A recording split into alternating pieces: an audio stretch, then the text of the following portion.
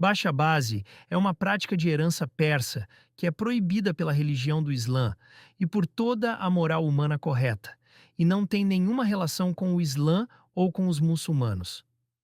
Foi levada a cabo pelos aliados da NATO e pelos secularistas liberais ocidentais afegãos que governaram o Afeganistão entre 2001 e 2021. O Talibã proibiu esta prática e puniu-a com a morte na sua primeira decisão, de 1996-2001. Agora, Baixa Bazi foi proibido no Afeganistão depois que o Talibã assumiu o controle, sofre todo o Afeganistão. Apesar disso, a mídia ocidental ainda mente e liga isso ao Islã e ao Talibã. Embora a propagação do Baixa Bazi e das drogas tenha ocorrido durante o período de controle do Afeganistão pelos Estados Unidos da América, pela NATO e pelos seus aliados seculares afegãos.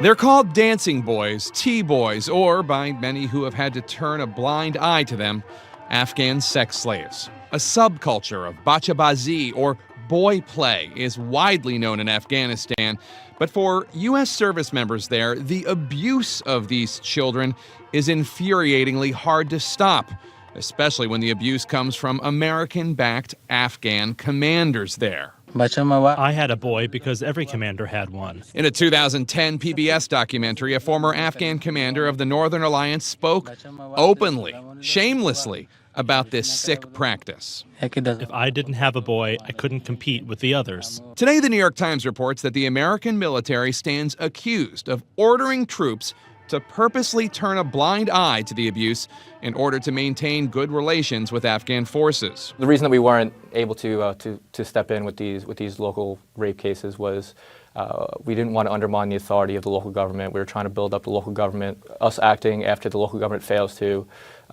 can certainly undermine their credibility. Retired U.S. Army Captain Dan Quinn tells CNN that he and Sergeant First Class Charles Martland were punished for confronting an admitted Afghan child rapist, a police commander. The confrontation turned physical, and I picked him up, threw him onto the ground multiple times, and Charles did the same thing. We basically had to make sure that he fully understood that if he ever went near that boy or his mother again, there was going to be hell to pay.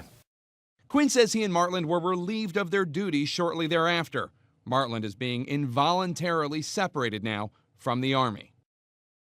I think the fear is that if we were to intervene, we wouldn't have the kind of close working relationship that we need with Afghan military. Terrorism expert Jessica Stern says this is far from an isolated incident. She's spoken to several service members who say they were disturbed by what they saw. They must have felt that they couldn't respond in the way they would have liked to.